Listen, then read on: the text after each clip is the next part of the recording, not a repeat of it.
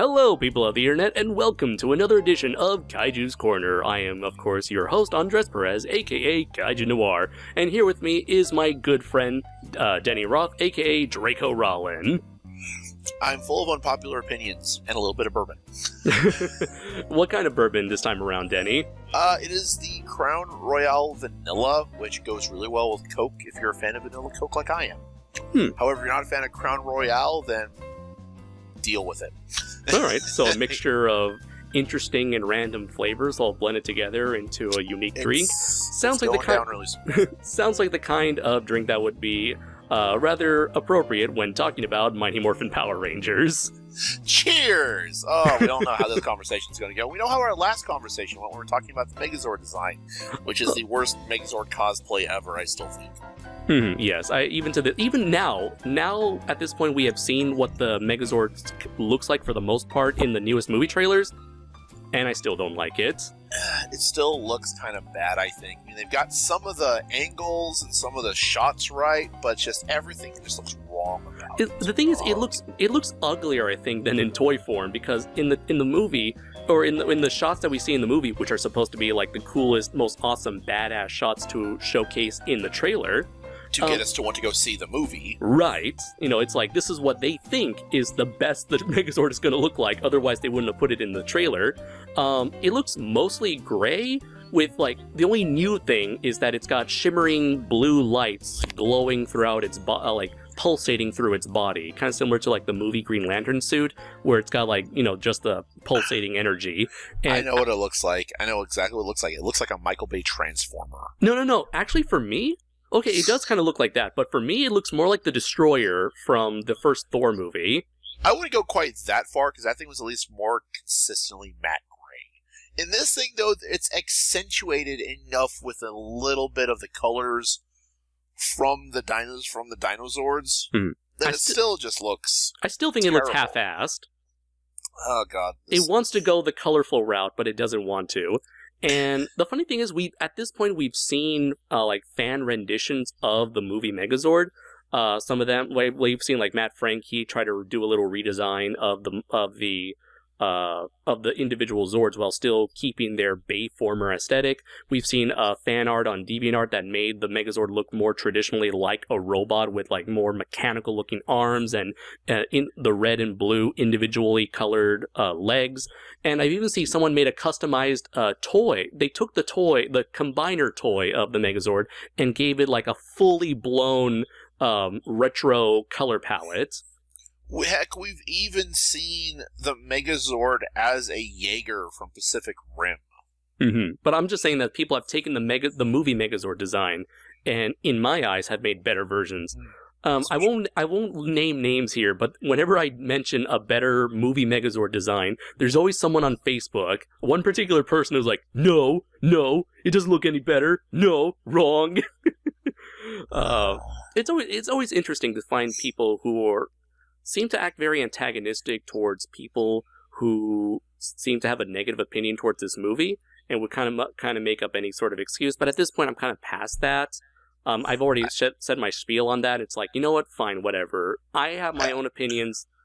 I like to think they are valid, informed opinions, and I'm just gonna, stick to my guns here until I see the actual movie itself.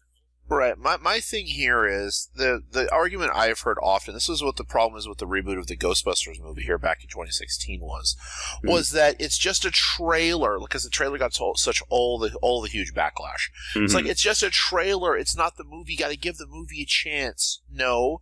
The trailer is designed to gain interest in the movie, and so far this trailer is failing because it's not showing us any good chemistry. It's not giving me a reason to want to go see this other than what I see it for what it is, a vainly, God, I can't talk. It is a thinly veiled attempt for a cash grab on nostalgia with a slight twist, with a gender bent twist. That's all it is. And from what I've seen, they failed at it terribly. Of course, I'm going to see it because I'm still going to see Power Rangers out of sheer curiosity. But keep in mind that for most people, the whole see it before you judge it doesn't really apply to them, because there are people out there that don't want to risk wasting their time and money on something that they may or may not like. Right, and it's that same adage of, it's, of course, don't base the movie on the trailer. Well, I understand that, but at the same time, it's like the trailer's supposed to get me interested to go see the movie. So far, the trailers have not done that, and that's what I'm judging on it. I will give credit to the more recent trailers in that they're trying to lighten up the film's overall tone. They're trying to add more jokes, try to be more lighthearted. They make references to like Iron Man or Spider-Man or whatever, superhero references or something. And they're trying to put more action-packed music behind it. And they're showing more of the costumes, more of the Megazord. And I gotta give them credit. It's a better trailer, but overall it's just like, I've seen this all before. We've seen it all before since 2008 with Iron Man, is the problem. Mm-hmm. It's Iron Man, it's the Hunger Games, it's Twilight, it's Transformers. All of that. It's all of that, but with Power Rangers instead.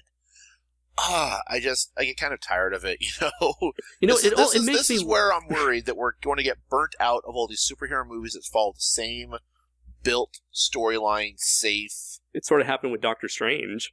It did happen with Doctor Strange. Yeah, it was essentially Iron Man with magic. Kind of. Yeah. And I'll agree that, but I really enjoyed Doctor Strange. I thought it was a kind of a nice, a weird, trippy film. True, but that was the visuals. I think the visuals did help it. Yeah. But on the comment I'm making about the trailers here, I want to give a good example. Godzilla 2014's trailer that released on December 10th. You can't tell me, or no, it was the one before December 10th.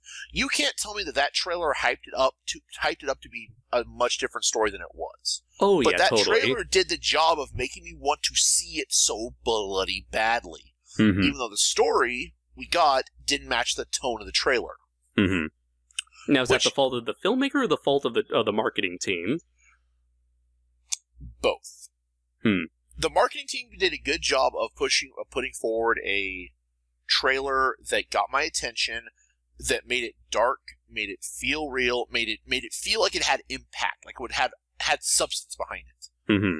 The movie did not, because it focused too much on one aspect of it, but while ignoring its more interesting aspects. Right, but didn't capitalize on the other interesting aspects of why we were going to see the movie in the first place, which I understand why they did it. I just think they did it kind of badly. But don't get me wrong, 2014 is still a fun movie, still an enjoyable movie, still probably one of my top 10 Godzilla movies, but at the same time, there was more there they could have done to keep that tone, and honestly, if they just had Godzilla as the main focus and not the other monsters, I think they could have turned that into a much more darker film of sorts. But what we got wasn't terrible. I don't think it was bad, but again, that goes to my point of the trailer's supposed to make us want to see the film. So far, anytime I see the Power Rangers trailer show up, it's like, okay, let's watch this, because I want to see the movie that's coming after this. I really don't have time for this. Can we skip this? Is there a skip button? Is there a 30-second skip button in the bottom lower corner I can freaking spam hit until it goes away? Well, maybe in the future, people can choose whether to skip trailers or not. Everyone can have a button, and if like 80% of the people select the skip button, maybe it will then do it for like an interactive experience.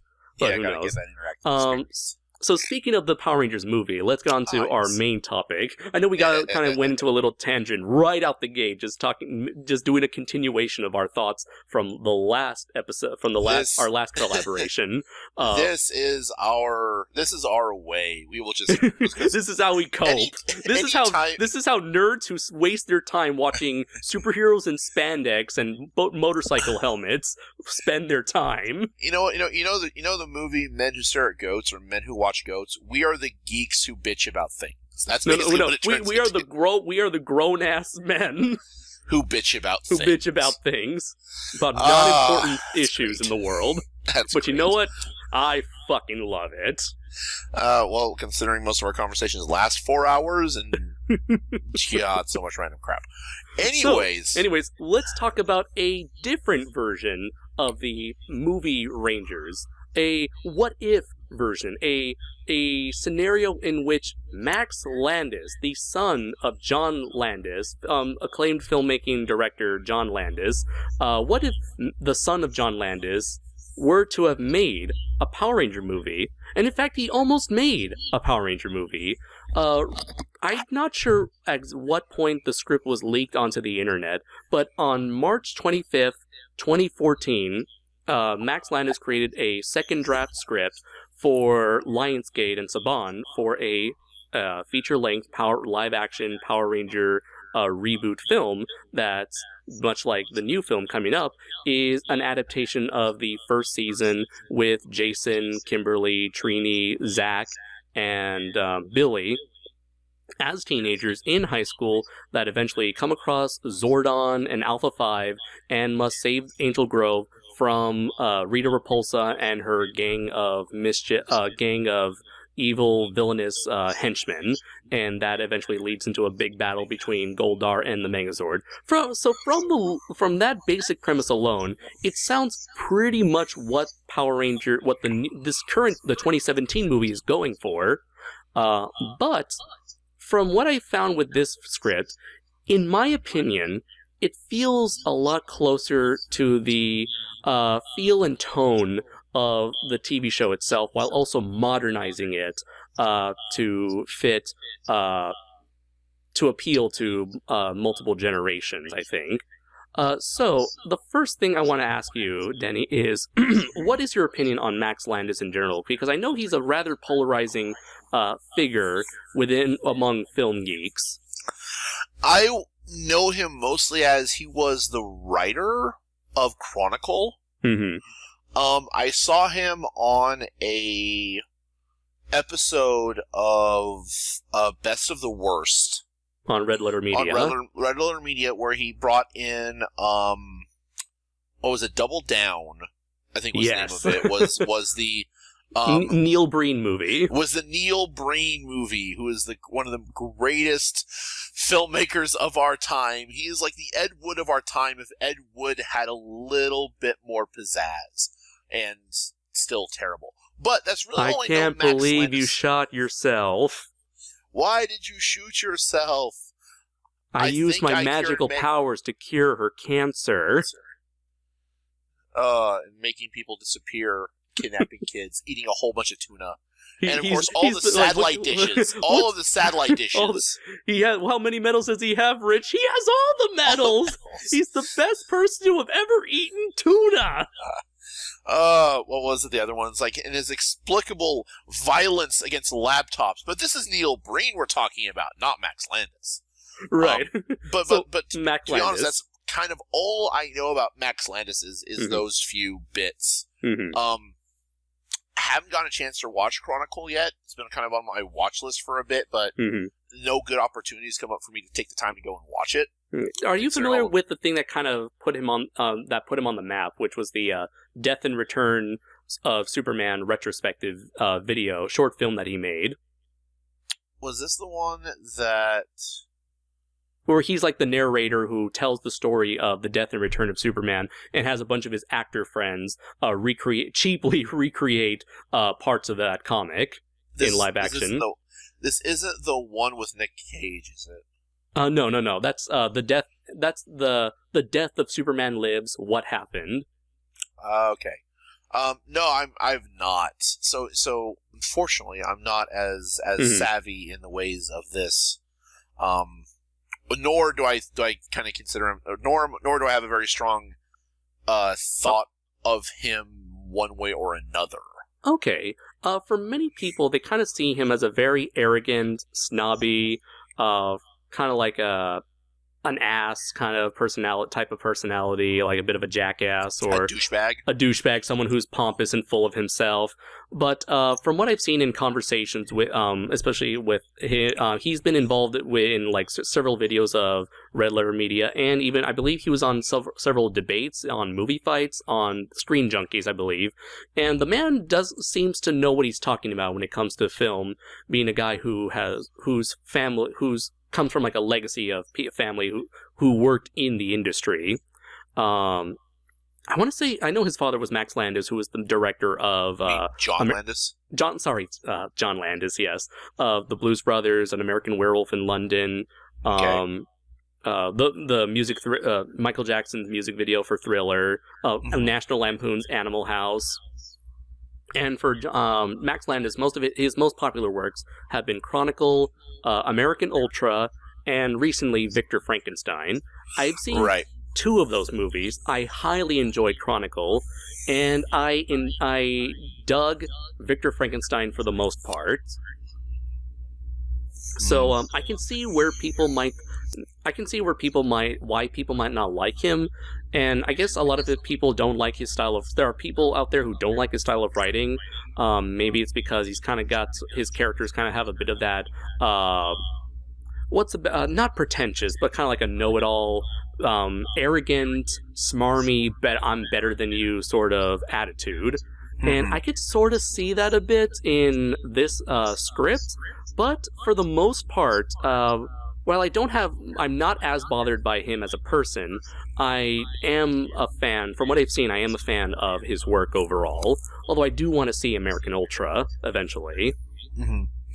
Yeah, there's a lot of movies I need to watch, not just Chronicle. There's some others that have been kind of on my list, but there are also a lot of others there's kind of on my I don't want to watch this unless I am being forced to watch this kind of thing. Yeah. Not necessarily by Max Landis, just a lot of other stuff that's come out recently. But no, from what I've seen of him, he seems to be kind of the normal kind of, geek or person who's, kind of in our kind of crowd. Who, and again, I do deal with a lot of these other similar types who are kind of know-it-alls. They think they know more than you, and they'll tell you how they know more than you, and you just kind of write them off as just being full on themselves or high on themselves. So that doesn't bother me as much because you just kind of write them off as reality's going to kick them in the ass and they'll get a reality check later. And he seems to be a kind of person who is willing to who appreciates self-deprecative humor, like if you've seen as shown on Best of the Worst. Oh God, it's been a couple of months since I've seen anything with any of that yet. All right.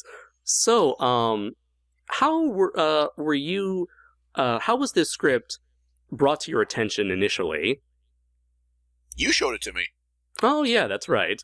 I guess for me, when I was looking at other people, trying to pick up on people's reactions to the first Power Rangers movie trailer. And I recently stumbled upon an article where Max Landis, the creator of Chronicle, made several tweets regarding his thoughts towards the initial trailer, where he mentioned that, they hired me they hired the guy who wrote Chronicle to write an action movie, a fun action movie. I did so. They fired me, and so they ended up making Chronicle. Yeah, no, I remember that tweet. I do also remember that Matt Frank was asked by Max Landis to do some concept work for the Rita Repulsa design. And I guess for those who don't know, for those of you who are of our listeners who are more Power Ranger fans and not so much Godzilla fans, Matt Frank is probably debatably one of the most popular artists within the Godzilla fan community, having worked on numerous comics for IDW, being the main guy who does covers and eventually did interior artwork for the Godzilla Rulers of Earth series from 2012 to 2014. The last bit of Godzilla Rage Across Time came out last year. Oh yeah, he's still doing he's still doing work here and there involving Godzilla. It's been, I think, that was Rulers of Earth went on 2 years. That was before Rage Across Time. Before Rage Across Time was a bunch of miniseries by IDW. Oblivion, In Hell, Cataclysm. Oh yeah, that was so forgettable. I forgot about that. I don't know, Cataclysm still kind of stares at me on occasion, but I think it's got its points. It's got its points. I think he started. I think the IDW series started in 2011. Yes. Yeah, 2011.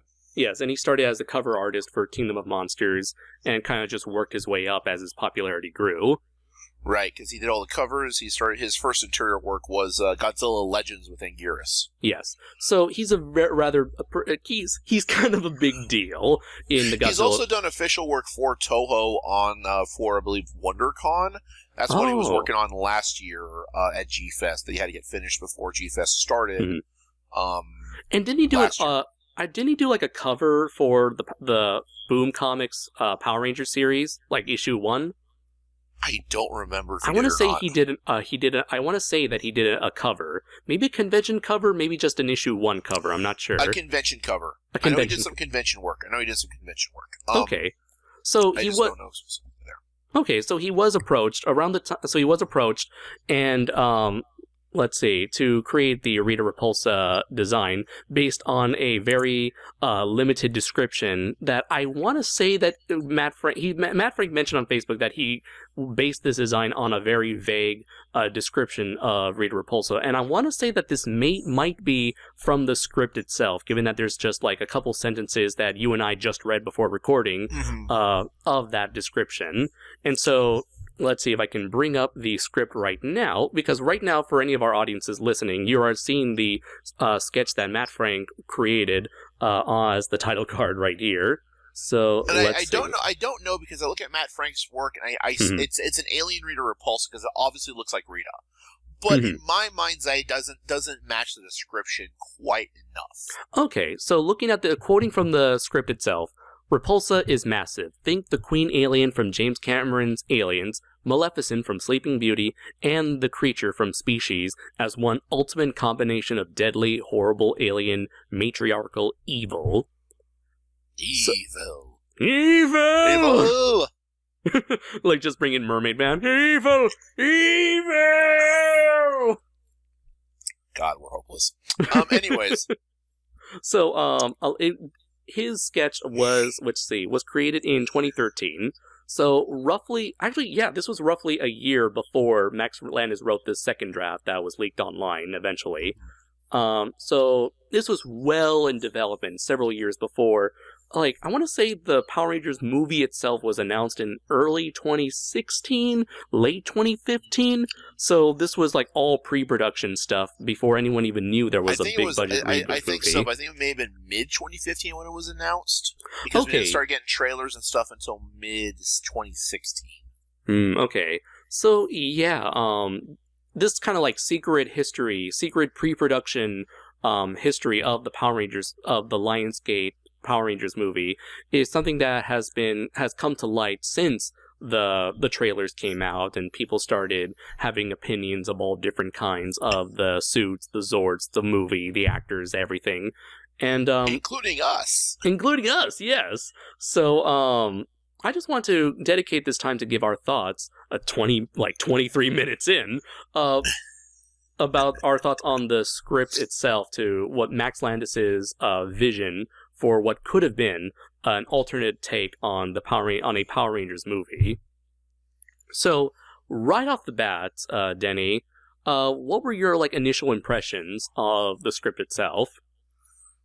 Overall, I thought the script was really positive because, as I remember, my nostalgia for Power Rangers when I first saw it, way back when I was 9 years old, young kid.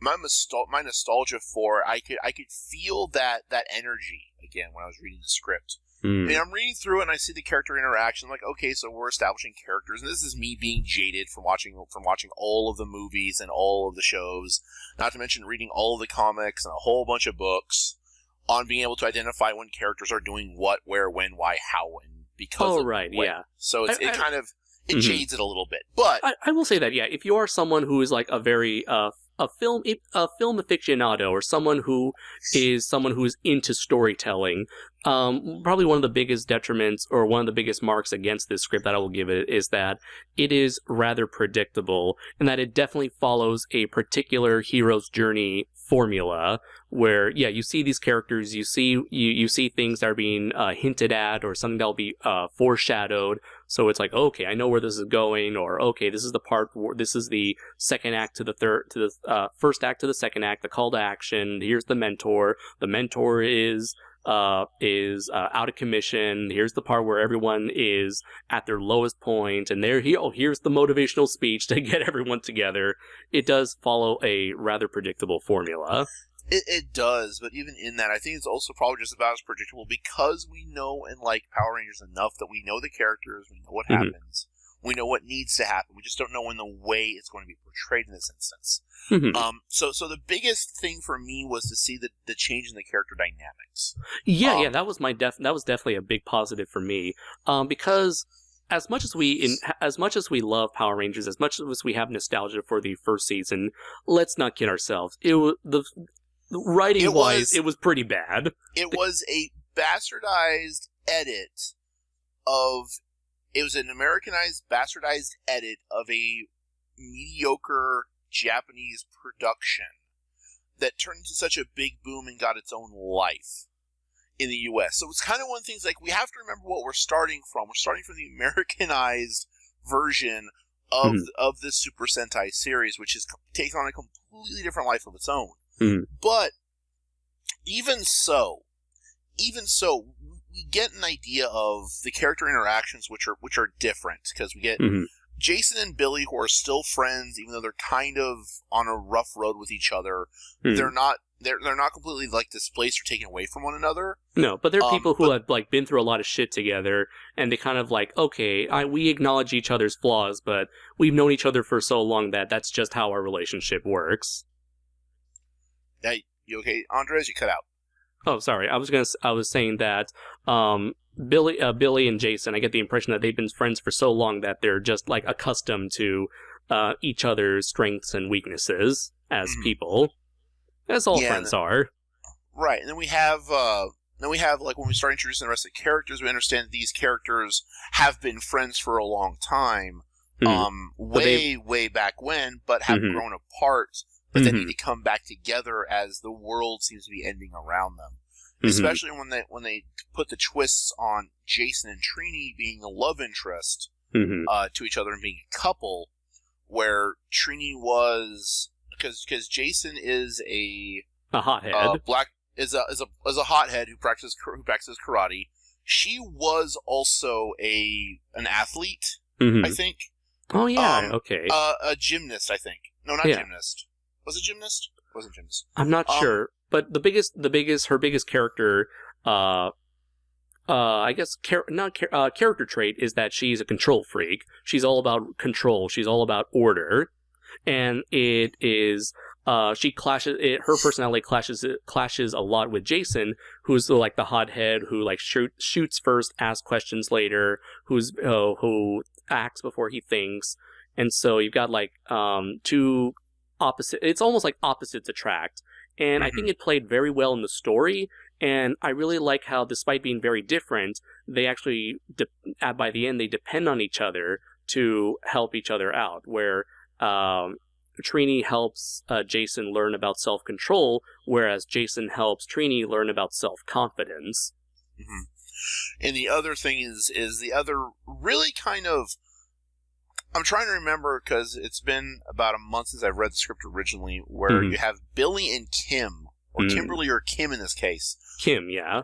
Are an item, or become an item at the end of the script. And when you read their journey together, you get the idea and sense that they tried it once, but it didn't work out very well because of Kim's own aggressiveness. She's almost tomboy. Like she's a tomboy, punk, rock kind of rebel.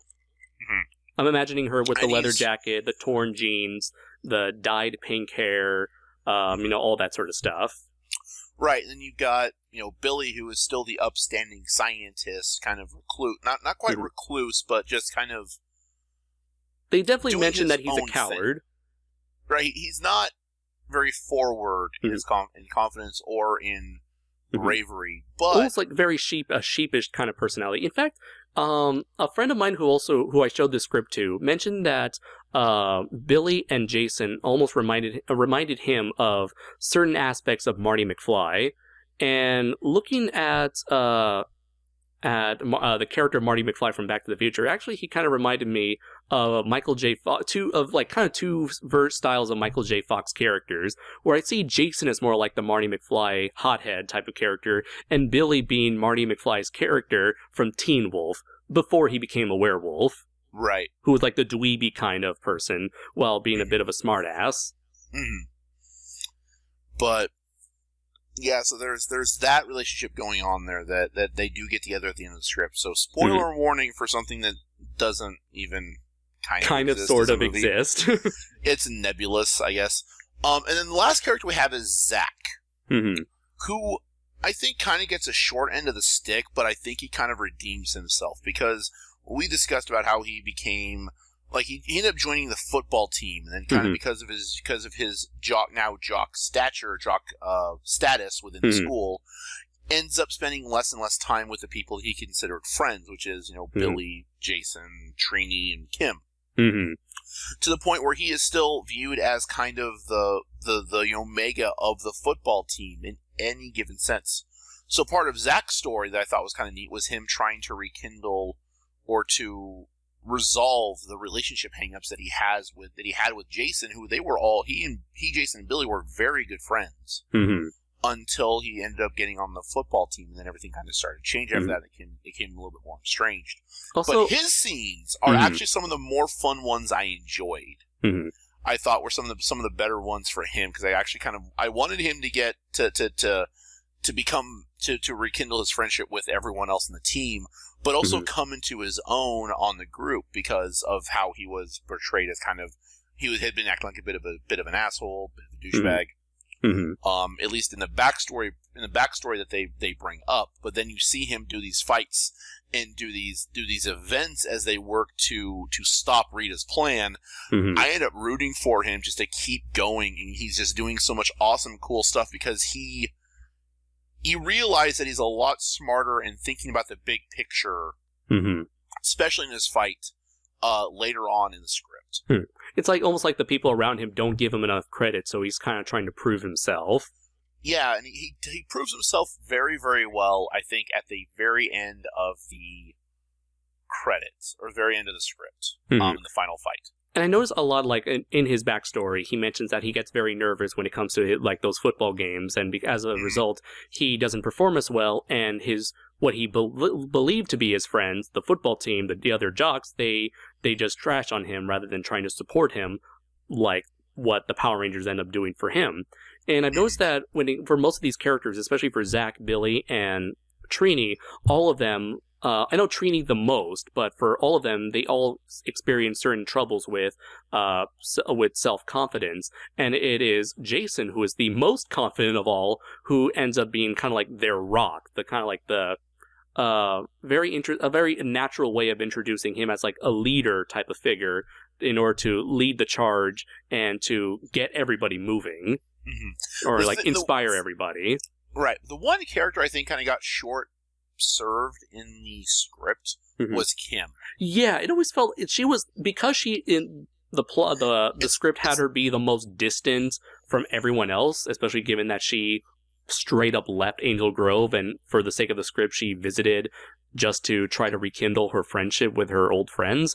The script kind of had her do her own thing, I think possibly as a way of showing the human casualties, because she's hanging around the police office, the HQ. She's hanging around the damaged parts of Angel Grove. So maybe she's so separated, and it's kind of contrived in the way how she just happens to meet up with the rest of the characters at the last minute. And I just feel that her character arc, because each of them have kind of a character arc where they build themselves up, and they have their mini character arcs as they come together as a team.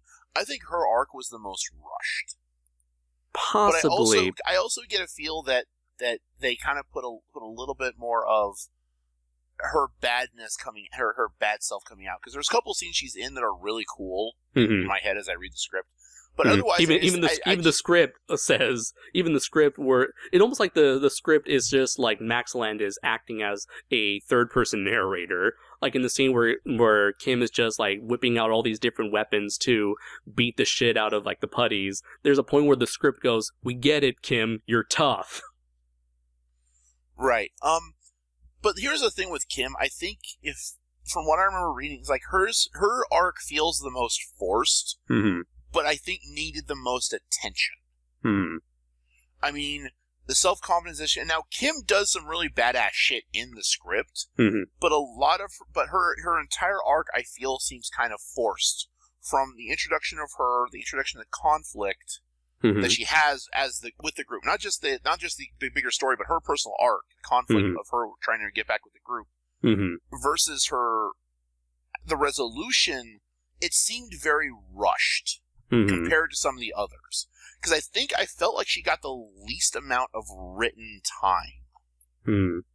Yeah, it would definitely have to, had the script been adapted, or had the script been given a final draft, because this is only a second draft, it could have been possible to have seen her be developed, sort of, or have more time dedicated to her.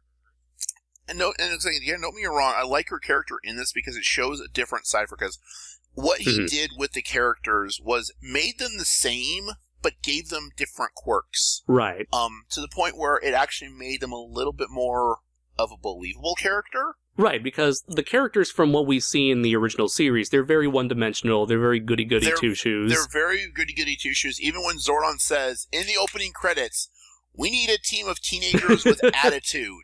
There's no attitude here. They have very little attitude to them. Attitude is sarcasm. Attitude is snarkiness. Is snarkiness, but it's not what they have there. They have a lot of corny insults and teamwork and good rises and the PSAs at the end of every episode. They're not that. They're too goody. In terms of teenagers with attitude, he asked for Sonic the Hedgehog and ended up with Mickey Mouse. No, not even Mickey Mouse. Okay, true. He asked for Sonic the Hedgehog and got, like... the Care Bears. Yeah, kind of. That's a terrible analogy. I'm just imagining that now. I am shit with improv. God. Oh, God. All your Power Ranger fans are going to call for our crucifixions here, man. They're already trying to crucify us, especially the fans of the movie. Which brings me to this little side point, is that I've noticed that there are people out there who do not like this script, or do not like this script, most of this script, and coincidentally, most of the people who don't like this script, I've noticed are people who are actually looking forward to the movie, or people who like the new movie overall.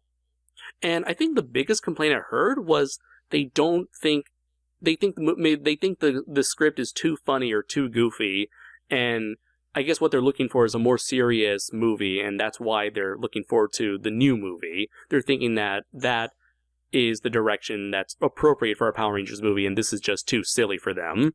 Okay, let me spill this out for you. I could be wrong, though. I could be wrong. If that is a stance you have, then I'm sorry. You're talking about a group of teenagers who are piloting giant mechs to stop an alien invasion from basically cartoon characters, okay? It is silly at its core. You can't argue that. And if you take away the silliness, you just get another generic superhero movie. You get Man of Steel. Again. No. Bad Hollywood. Bad. Bad fans. Bad. But no, because the entire concept of Power Rangers was, at its core, it was enjoyable because it was campy, silly fun. And as much that's what gave it its identity. And as different as Power Rangers is from Sentai is Sentai, from what I've seen, from my little exposure I've seen of Sentai, it is just as goofy and silly, if not more so, than what Power Rangers is.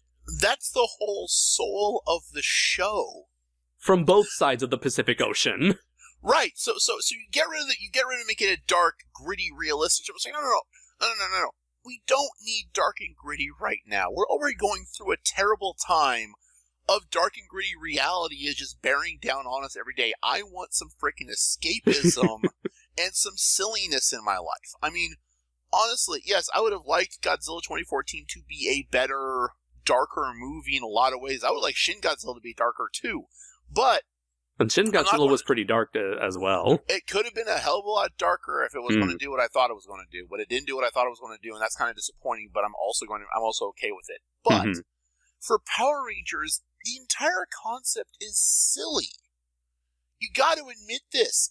I don't want another dark, gritty reboot of what is effectively a silly show. I don't want a dark, gritty reboot of Sonic the Hedgehog. Screw you, Sony. I know you're going to try it. No, I want Sony a presents fun movie. The Blue Blur. Oh God, someone tried that. It was a dark, gritty take on it, and it fell flat on its face. It was terrible. I will say that many people would point to the Power Rangers fan film Power / Rangers, but I don't think that's a real gritty Power Ranger movie. That's more like that is without a doubt a parody of dark, gritty reboots. And it's over the top with its grittiness, making the film itself a complete joke, a complete self-aware joke. But of course, that context was completely lost for many people. Because if it's the same one I saw, where at the end of it, it was like Tommy was the last one standing. Oh, that's it. That's the last one living, and like. Rita shows up. Rita tried to trick him by being Kimberly, and he looks at her and goes, "Kimberly's dead," and then they have the fight scene. So yeah, no, that's a dark. That was actually kind of cool. I thought when I saw that. No, if it's a dark and gritty reboot, making satire of dark and gritty reboots, fine, because it's Power Rangers. Power Rangers, by its definition, is silly. Yeah. If you really want to be honest about it, but we love it for its silliness too. I mean. This script by Max Landis made me feel like I was watching kind of a light reboot of the show almost. It honestly did. From the character interactions, giving them a little bit more depth, to Zordon's introduction, to Alpha 5 showing up, to the background with Rita and her crew, and the escalation of just how over the top it gets. With the core driller and the media blackout. What was it called? The Arachnostroyer. I love that name. Arachnostroyer. Arachnostroyer. It was like a giant tarantula battleship. Because you can't look me straight in the face and tell me that a show that has a bunch of goody two-shoes who get amazing morphing powers can combine 5 giant dinosaur robots to combine into one mega super robot to fight the ever-increasing size of, monsters that look that run the gambit from, yokai rejects to gardening rejects to pizza rejects, is not silly on some conceptual level. You can't look at me in the face straight and tell me that it's super serious and needs to be taken seriously. I want to look at you and go, you are fucking dumb. I do want to say... Don't get me wrong. But the silliness is why we enjoy it. And I feel like you can take Power Rangers seriously in moderation. Like, you can be silly when it needs to be silly. You can be serious when it needs to be serious. You can have characters. We can have deep, fully fleshed out characters in a silly world. Just look at something like Voltron Legendary Defender that you and I recently reviewed with Chris, which will hopefully go up in the near future on this channel. I'm still waiting for that, by the way. I'm very sorry. It's okay. So that's another series where it's a silly concept, but they take certain parts of it very seriously, but also knows when to have fun.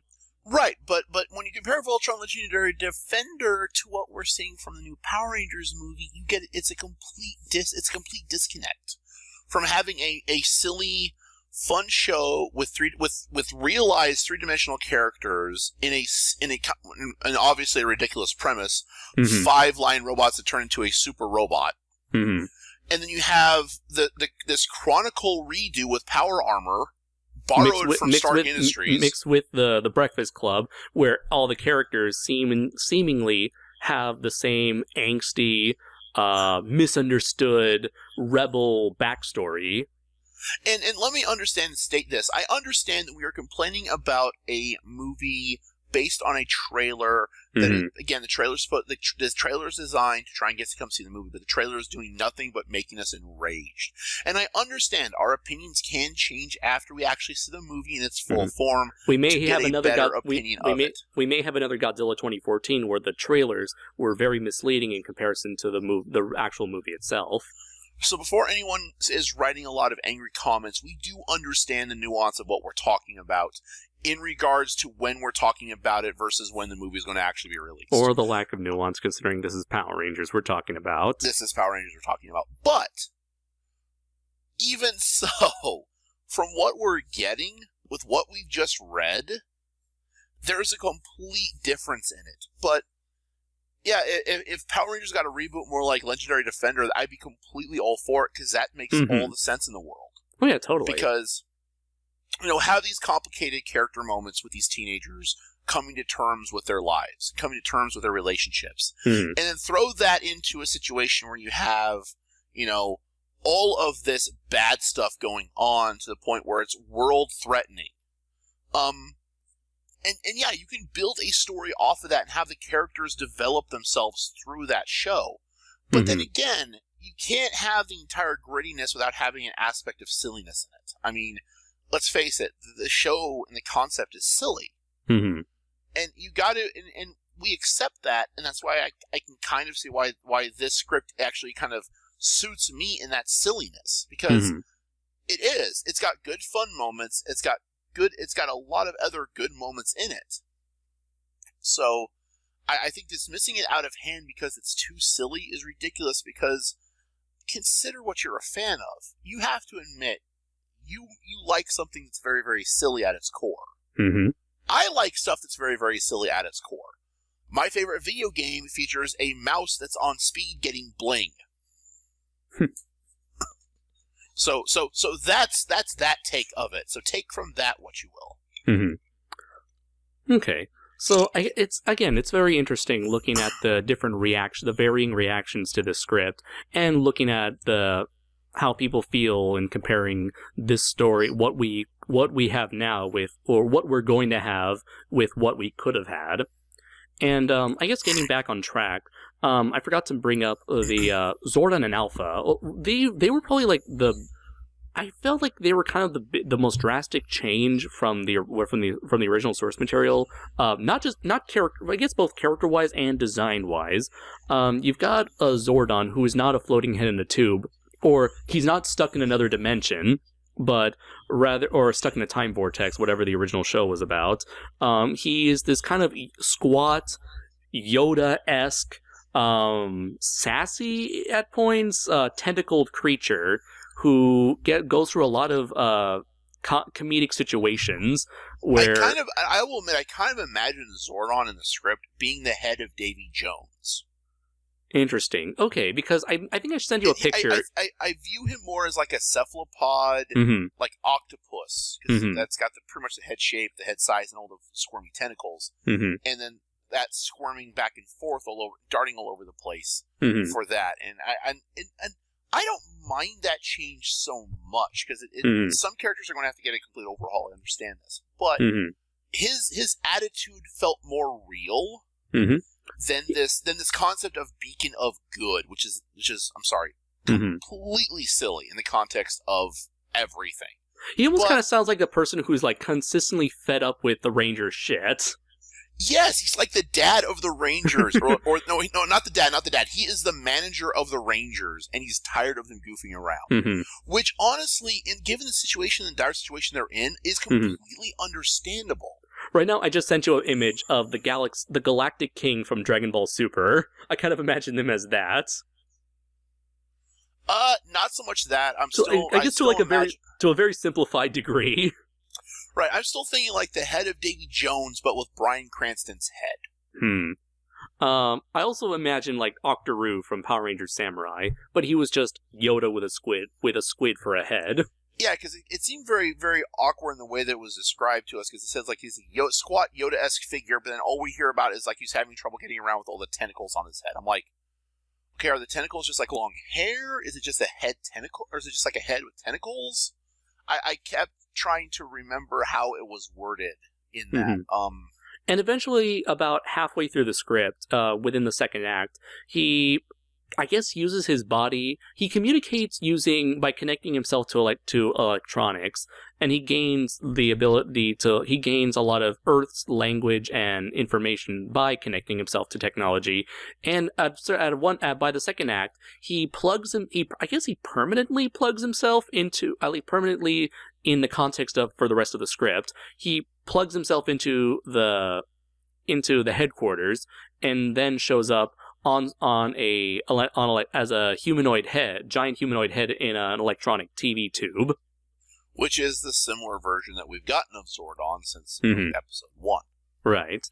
So so Max Landis does play a lot of creative liberties with the portrayal of Zordon a lot, and it'd probably be the most drastic change that fans might not be expecting, because I'm pretty sure people are going to expect a lot of differences for the Rangers themselves, given how very bland and basic they were in the original TV series. But I think Zordon, that's going to be the biggest change for them. For Alpha, I thought it was very interesting how they try to play around with Alpha. Like, he was this flying saucer. Sometimes he's a saucer with spider legs. Sometimes he connects himself as the head of a big, larger robot body. And he would often kind of say the word. He's very much so like C-3PO, where he says the wrong thing at the worst possible time. And he's very, he doesn't really care how other people perceive him, and so if he does something that's like puts the Rangers in an awkward position, he just simply is too ambivalent or too oblivious to care about that, like SpongeBob, kind of. Right. Great. So Alpha 5 is SpongeBob now. Great. I didn't need that analogy. Well, it's Alpha 5. Okay, he's annoying. He was annoying in the show. He's annoying here, just a different kind of annoying. But it's almost kind of charming in a way. I will give credit that I think Max did a pretty good job, I think, of getting some of getting throwbacks to the show. Oh yeah, there are a lot. I marked down some of the Easter eggs in the show. There is a location called Wasserman Vineyard. Wasserman being named after Ron Wasserman, the composer of the series, at least up until Power Rangers Galaxy. There's references to Tommy, who used to attend their school, but then left at one point. And Kim was dating him? Kim was dating him, yeah. Zach has a girlfriend who shares the same name as a character that Zach was kind of pining after in the original show.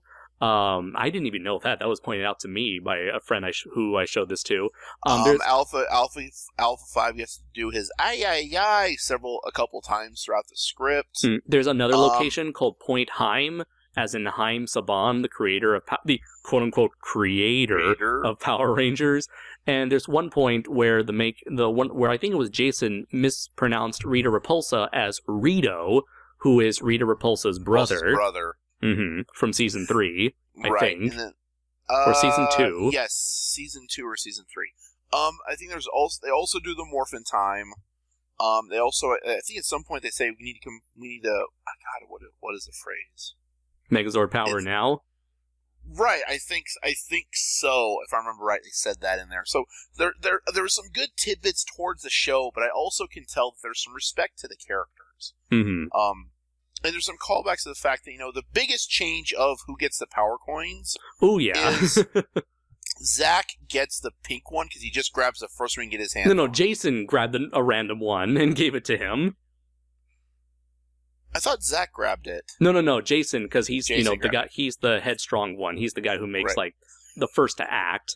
Right. So he gave him, and Zach's the Pink Ranger for this entire story, which honestly I don't mind. And the thing is, Kim's the Black Ranger, right?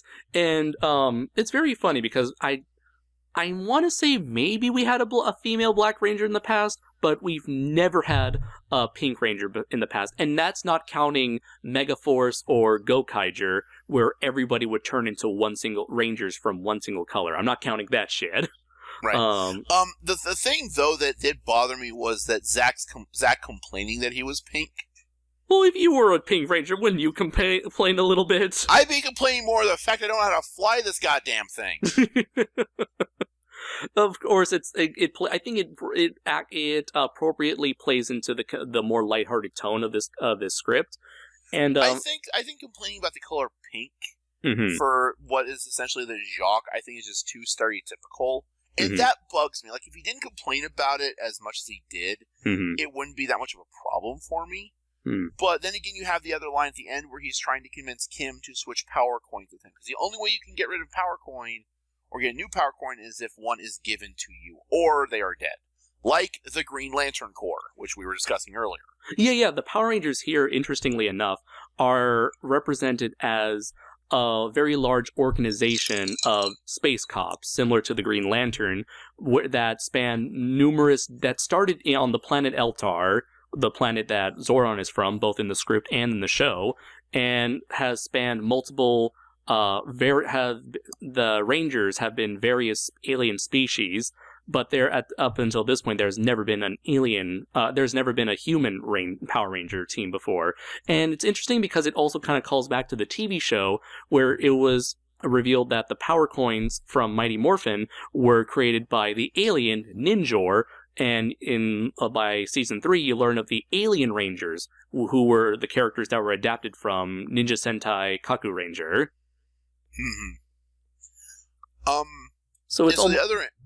Sorry, go ahead. The other interesting thing on that is that the Earth Power Rangers are the last Power Rangers in the entire force. The rest of the Power Rangers have been gone for the last several thousand years, I believe. Due to Lord Zed, who is foreshadowed and mentioned multiple times and eventually teased by the very end. Along with Winster. Finster. And the Green Power Coin. And the Green Power, of course, yeah. I feel like even this movie has to tease Lord Zed and Green Ranger by the very end. Well, considering in the script Rita dies. Does she? No, she doesn't. She's stuck on the moon. Is she stuck on the moon? Yeah. She's teleported by Finster. No, everybody dies except for Finster. Oh, that's right. That's right. The two doofus, Bobo and Finster. No, not Finster. God damn it. Squat and Babu. Squat and Babu. They teleport her out of the command center at the last minute to the moon base to save her. Right. And they like, apologize profusely. And they're like, no, we're not cowards. We didn't abandon you. We were thinking about self-preservation. Yeah, we were thinking about carrying on the fight. Carry on the fight another day. Please don't kill us. Yeah. So, let's see. Oh, so I guess, what were we talking about? We mentioned a bit about the Pink and Black Ranger, and funny enough, another comment that I saw, I think it was on Reddit, or no, maybe it was Facebook, somebody mentioned that the Pink Ranger, Zach being the Pink Ranger, was a funny gag, but he thought that the joke went on too long. But from what I remember, because I just finished the script today, they never really brought it up as a joke all that much, just at the beginning and when he first morphed and at the very end. Everything else, they just played it very straight. Well, no, because they did it when he first morphed, and when he was flying the pterodactyl, he says the pink one flies. Right, and at that point he was excited about being the Pink Ranger. Yeah, and then at the very end where he's trying to convince Kim to switch colors with him. Right, so it's only three moments, so I don't think the joke is not that played out. It's not, like, overly played out. Yeah. But I do like how the coins do enhance the natural abilities of the Rangers, which I think is a really nice touch. They do a lot what Voltron Legendary Defender did, where in Voltron, the new Netflix Voltron, each lion has special abilities that cater to the character's like personality and combat style, and that's definitely the case here. They don't go into the weapons that you would see from Power Rangers / Jew Ranger. You don't see the power sword, the bow, the lance, the daggers, the axe. Instead, which I was kind of hoping to see at some point. Yeah, instead you just see like body weapons. I think like maybe guns, spikes. Kimberly had a lot of close combat weapons, so spiked armor, bloody brass knuckles. Zach, I don't remember him getting any particular weapons, but his athleticism was increased tenfold to where he could free climb and fight while the Megazord is standing up and fighting with Goldar, which I thought was a really cool scene to have in there. Billy he camouflage. Yeah, camouflage. Active camo, and I think he had some other scientific Oh yeah, he's all about tech weapons. Right. Yeah, Tech yeah. weapons. Very technical. He is the Pidge of this series. Right. Trini she was very fast. Like her own athleticism was taken to a completely new level. Like her track and field athleticism, I think, was taken to a whole, because she was basically the speedster of the group. Jason, I can't remember what Jason had. I don't remember either. No, I think it's just his strength and durability was increased. Okay, so he was like the brawler. Right, he was a brawler because he had all the kung fu training. He had all the karate training, right? Yeah, that's true. So it just amplified that 10 times over. Before I forget, I do want to mention, before we move on, I do got to give a lot of props to Max Landis for of all the characters, I feel like the one character that desperately needed a huge revamp was Trini, because to me she was always like the blandest of the original trio. With the original show, not the original trio, the original 5. With the original one, you've got like Zach, the cool one, Jason, the leader, Kim, the valley girl, Billy, the nerd, Trini, the Asian, Billy. Terrible. That's terrible. Asian Billy with boobs. Terrible. Okay, that was terrible. That's terrible. It may be true. Hey, it's true. Okay. You know her. If I were to tell you who is Trini, and don't tell me her color, she'd be like, the Asian, I don't know. That's the only thing people really remembered her for. Oh, it's so true, but so wrong. It's true, but it's true, okay? It's true, but so wrong. Don't treat me like I'm the wrong one here. I will. But yeah, Trini was just, like, there in the TV show. Which is kind of funny, because I felt like your description of Kimberly as like the Valley Girl, I think that's just as shallow a description as the Asian one. Probably. I feel like Kim didn't get much development until we introduced the concept of the Green Ranger as a villain. Yeah. And then introduced Tommy. But she was just like the super preppy, feminine girl. Like, she's just like a very girly girl sort of thing. Right, which isn't much of a character. Right, and that's the problem with Power Rangers. It's just like super basic, very one-dimensional, just barely cardboard cutouts that are passing off as being passed off as characters. Right, and before anyone gets on our cases, we're not talking about how the actors portrayed the characters, it's how the characters were written for the show. Right. So we have no problem against the actors, really, because, we still love the show. So right, we do genuinely enjoy season 1 and all its faults. Almost like in a charming sort of sense. We appreciate it, but we still enjoy it. So please, no angry comments about how we're dissing the actors or dissing Trini's death when she got into that accident. No, we're not dissing that. We're not dissing their acting ability. It's the writing they were stuck with. Right. Because anyone can tell you that the writing for season 1 is perhaps some of the worst in the franchise. But of course, you had to start somewhere. Right, but at the same time, we're looking through it with rose-colored glasses, and we're remembering how silly and nostalgic it was. So, Right. And let's see. So yeah, I did want to give props for, completely revamping Trini of all characters from the ground up. Whereas Billy...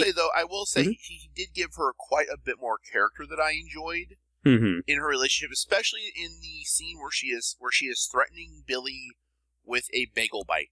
Oh yeah, I remember that. Which I'm reading that going, okay, I like Trini. I like Trini a lot more now. So let's see. We've talked about. I think we talked enough about the character, about the protagonists. Now about the antagonists. Can I bring up a couple of guys here before we go on to the antagonists? Well, they're kind of the antagonist role. Bulk and Skull. Shoot, yeah. Bulk and Skull from the original series were like the most useless bullies ever. They're the worst bullies ever. They are the worst bullies ever, which I don't understand how they're bullies in the first place when everything fails and backfires on them. Sure, I will like admit, sure. though, Let's see the fat guy and the skinny guy go up against a bunch of martial artists.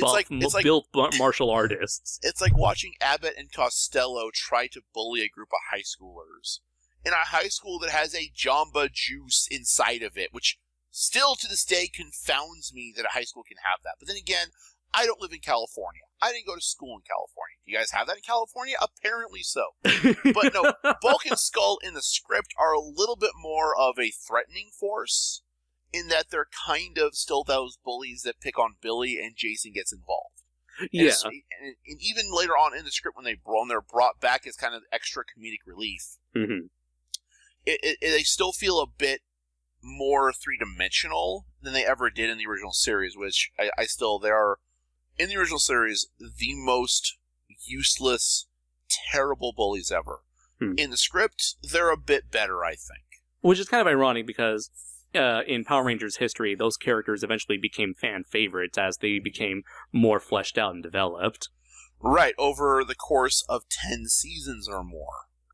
Let's see. So I want to say 6 seasons, because we got 3 seasons of Power Rangers, and then Zeo, Turbo, Space, and then Galaxy. Okay, so 7 seasons at the most. And right. then and Samurai, then Samurai, if you where count Bulk 8. is there teaching as a samurai, as an instructor, I think? I don't remember. He's teaching Skull's son, Spike, how to be a unofficial Power Ranger, Samurai Ranger.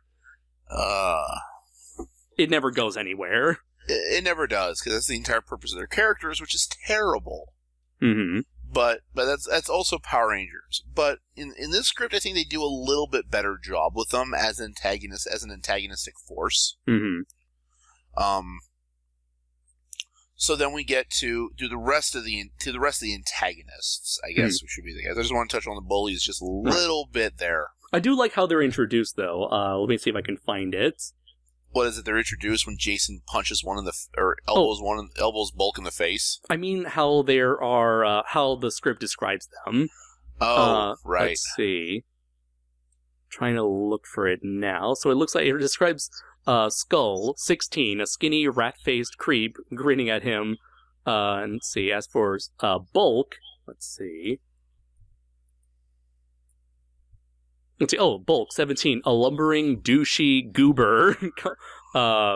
It sounds very modern in those descriptions. Sounds ridiculously modern. Lumbering, douchey goober and a skinny rat-faced creep. Which all I can imagine are the original actors. Yeah. No disrespect to them as well. I think they did a perfect job. Of all the actors, maybe they did the best with their material. I think, honestly, from what I've seen, because in the original series, I think starting with season 3, they started doing outtakes at the end credits of Power Rangers. Yeah, I remember with Bulk that. And Skull, with those characters, and they were having so much fun. I do think everyone had fun on that show. Mm-hmm. Everyone had to have had quite a bit of fun with it. So, in that aspect, you enjoy the show that you're working on. You enjoy the show that you're working on, and they had a lot of fun. Mm-hmm.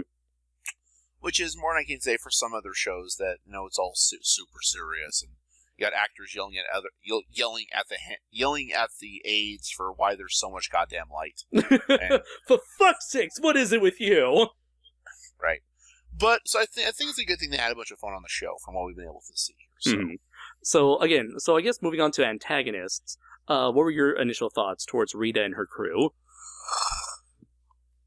I liked them. I really did. I thought Rita was this kind of grotesque force that just kind of in-your-face, kind of evil temptation kind of things. Like, we're not necessarily evil. We're just doing our own shit. And quite frankly, you're standing in the way of us doing our stuff. And she looks like she's also very much... She does feel a lot like... She feels a lot like her original counterpart, where she's that type of evil where she's evil because she loves it. She craves power. She loves power. She loves forcing her will upon others. And she'll do anything she can to get what she wants. And she is just kind of a vindictive, sadistic little, not big, little, right? Big, grotesque matriarch, enemy. She also reminds me of, at points she reminds me of Frieza with how condescending she is towards the human race. Oh my god, you're right. Monkeys! So right. You're just monkeys! I don't know why I didn't catch on to that here, but now I can so totally see it. I bet you Max Landis was a fan of DBZ. Probably. You want to know who I really did enjoy? Goldar. Oh yeah, I do like this one. He's a character.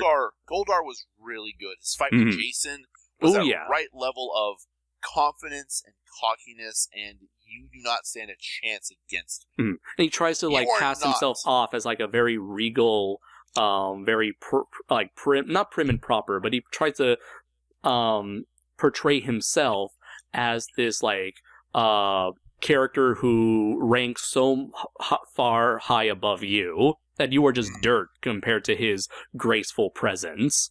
Yes, that air of confidence, that air of superiority. Yes. I love that about him. I thought that was so on target for what Goldar should have been in the series, or how he should have been portrayed, especially with that armor and everything else, and especially in the fight with him, Megazord, was great all around. I felt he was the best one out of the entire group.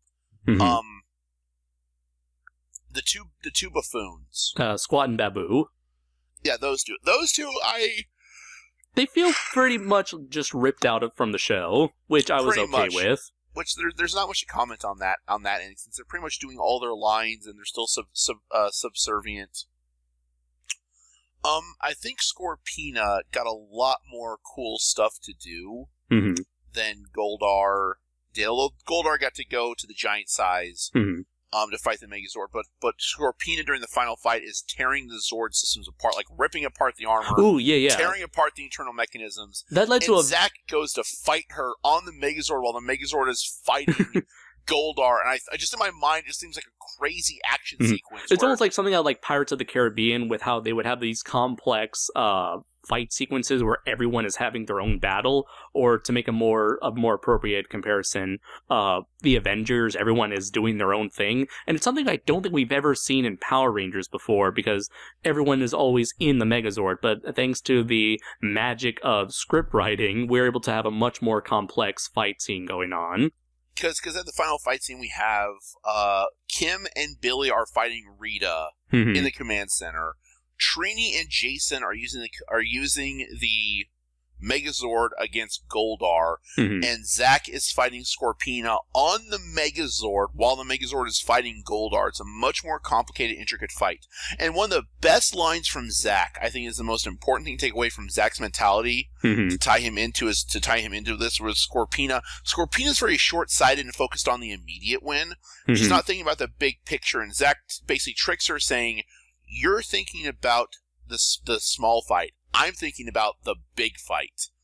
At which point she realizes that the Megazord is beating Goldar because she's been too busy fighting Zack to damage the Megazord anymore to be a problem. So I think that says a lot to Scorpina. I kind of imagine Scorpina a little bit more like her original appearance when I see her description. Although I can imagine her armor being a lot more Scorpion-esque in design. Maybe a scorpion. Actually, I kind of imagine her I know Scorpina / Lammy. Didn't she have a mutated form? When she grew into a giant monster size, she did. She changed forms. Yeah. But her human form was basically kind of a human female with armor, with golden armor, a lot like Goldar's. But scorpion detailed, almost Egyptian detailed. I was also kind of imagining a hybrid between the two forms. It's possible. I mean, there's a couple different ways you could have gone with the design there for it, but I think of the antagonists, though, I think Rita steals the show. Yeah. Just her presence, her condescending ways, her own air of confidence.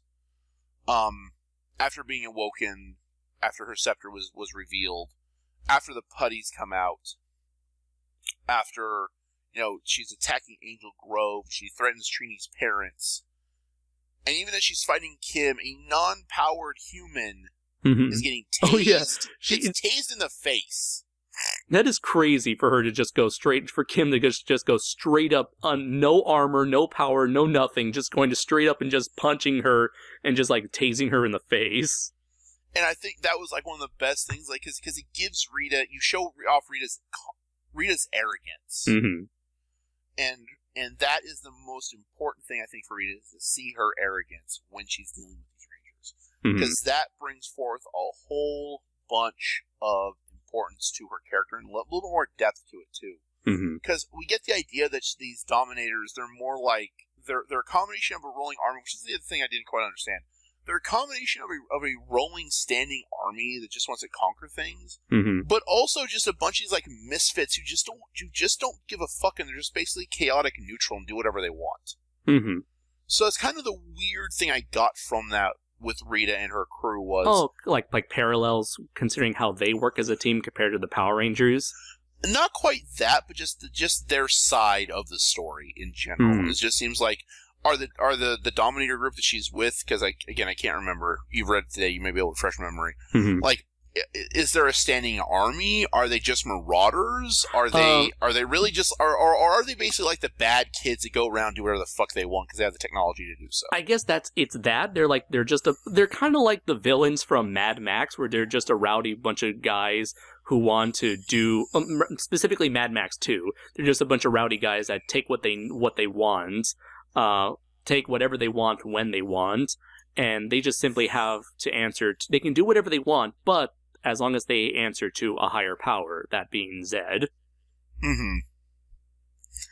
Which I think kind of felt, because it gave kind of a different tone shift where they're part of the army that fights a police force, and then they're just like delinquents that also fight a police force. So I kind of got a little bit of a disconnect there. Okay. And I do want to say it's very interesting that both in this version and according to the leaked information about the new movie, both Rita and Zordon were both former Rangers. Which I'm actually excited for that in the new movie. That actually is an angle that I really do like. Mm-hmm. Hopefully it doesn't go as bad as because I think like something like that has the potential to go as bad as like Dragon Ball Evolution, where it's like Goku was an Ozaru who worked under Piccolo's as Piccolo's henchman. It's such a drastically different interpretation that could easily go horribly wrong, but I do hope it can go right, and I do see potential in it working, and I think it worked for the most part in terms of giving Rita and Zordon more of a shared history together, mm-hmm. because obviously Zordon was an original Power Rangers creation. Rita was originally from the Japanese Sentai as Bandora, and so the two they never had a very strong connection. They almost never interacted with each other. Really, Rita was named Pandora in the original Sentai. Bandora. Yeah. Or I just it makes sense because they open her out of the box and it's Pandora's box, so that makes perfect sense. Perfect sense. Holy fuck! The revelations you get on Kaiju's Corner. I do. It is actually very appropriate considering that almost every monster from Bandora's from Inju, every monster that Bandora unleashes is all from certain different mythologies. Right, because Goldar always reminded me of a Sphinx. Mm-hmm. And his name was Grifforzer. Griffin, yeah. Now I'm trying to think, because God, I can't remember their names. The two doofuses. Squad and Babu. Because Babu reminded me of a flying monkey from Wizard of Oz. Right. And I think maybe Squad could have been like just a generic ogre. Right. Finster... Elf? Maybe? Now I'm getting kind of curious. What was his original name? I'll check right now. I'll just let you vamp for a second about the villains overall, like closing thoughts. Well, I think the villain. The Ranger backgrounds for Zordon and Rita. That's what we were talking about. Right, the Ranger background. So I think I'm agreeing with you there. That it gives them more shared history, and it also gives Zordon a sense of personal investment into this exact conflict, because he is the last Ranger until the kids get chosen, and he's trying to fight off Rita, and he knows he's on a clock, but he also knows he has this bunch of kids he needs to train because he knows how dangerous Rita can be because she betrayed him, if I remember right. Okay, found it. Pleprecon. So he's like a... Leprechaun. Pleprecon. So he's a leprechaun. Stuff we could discuss about freaking Power Rangers. But anyways, I think that development gives it more a sense of urgency, especially for Zordon, because that makes a lot of his decision making make sense, especially throughout the second and third acts. when it's revealed, after it's revealed that, Rita was a former Ranger that used to be on the same team, and then she betrayed everyone, to the Dominion army, and then everything kind of goes downhill from there. So he's kind of caught between the sense of urgency, knowing what needs to be done, but also being very frustrated that he can't do anything about it until the Rangers are able to do so. But the Rangers are years away from the training necessary to take them on, to take on Rita. And Rita's just conversations with Zordon are very kind of that one-sided, again, that condescending aspect of what they're going to do. And there's nothing, and there's nothing you or your pitiful Rangers can do to stop me, kind of moments. And I really kind of did appreciate a lot of that, because I think it kind of gave them a little bit more depth in their relationship. And also gives me... Oh, sorry, go ahead. Because I think that's important for stories like this, that where you have all these characters, they have to have some kind of relationship with one another. Because otherwise it's kind of difficult to keep that, in a sense. Which I think Max did a pretty good job of. And I also liked, it gave me one of my favorite lines of Zordon, where he mentions where Rita, he has it makes a huge blow to Rita's ego, where it's like, oh, you couldn't, what's that? You couldn't capture any of the Rangers? I thought you were Rita. I thought you were the best at this. You couldn't catch a couple of inexperienced teenagers? Really? Say what? Yeah, there was a lot of good moments between them that kind of built their characters together, but also gave them enough jabs at one another to build up that relationship with each other, I felt. Yeah. So yeah. Let's see. Is there anything else to talk about? I think we've gone over quite a bit, short of letting everyone read the script at your own leisure, which I highly recommend it, to form your own opinions on it. Because let's face it, we've only been talking about it for an hour and 20 minutes. Probably about an hour if you take away the first 20 minutes of us rambling on about, just random stuff for the first bit of it here. But I recommend everyone at least read it, give it a thought, see how it plays your mind, because as I'm reading in my mind, it plays out very exciting. It has the right amount of seriousness and silliness I think a Power Rangers reboot or design or story needs to make it workable, to make it enjoyable, which is the important thing about these things, is it has to be enjoyable. For you, for everyone, all of that. Absolutely. Of course, there are people out there who have varying reactions. So far, there's already been varying reactions to the script, so it may not be to your liking, but if you happen to share a similar taste in as we do, or if you're someone who is perhaps not enjoying the darker direction or the more generic direction that the movie is going in, maybe possibly you might enjoy this take on Power Rangers. Again, it's not surprising it's not a change, it's not gonna, this script isn't gonna blow anyone's minds, it's not going to revolutionize superhero movies, it's nothing you haven't seen before, but as a Power Rangers adaptation, it takes the ideas of what, it takes what you like from Power Rangers and expands upon them in a way that makes it interesting as a story, interesting as an action film, interesting as a story about 5 characters with a fragmented friendship that come together to perform something bigger than any of them could have done by themselves. And that's kind of like the essence of Power Rangers in general. And so I would give this script very high recommendation, and I thank Max Landis for creating this, even if he didn't intend it on having anyone see the script outside of Lionsgate. Since this was a rejected script, I do applaud him for his work on this, and I really hope for any future Power Ranger movie projects, fan-made or not, to be as good as this script, hopefully. And when it comes to the new upcoming movie, I just hope for a good movie overall. As much as we've been hating on it, I do want the movie to be good, and I want to be proven wrong. I want to enjoy a movie based on a property that I've loved for all my entire life. So, those have been our thoughts on Max Landis' Power Rangers. So, to finish things off, where can people find you, Denny? You can find me on DeviantArt at dr-studios.deviantart.com, or you can check out my webcomic marshallstar.thecomicseries.com for my own personal projects and such. You can also find me on YouTube, where I've been doing some more streaming for Marshall Star and some other stuff here on my YouTube channel under Draco Raylin, D-R-A-K-O. It's actually D-R-A-K-O-R, so you will probably be able to find me there most of the time. All right, excellent. So thank you very much, everybody, for listening. Hope you've enjoyed our thoughts on Max Landis's vision for the Power Rangers movie that could have been.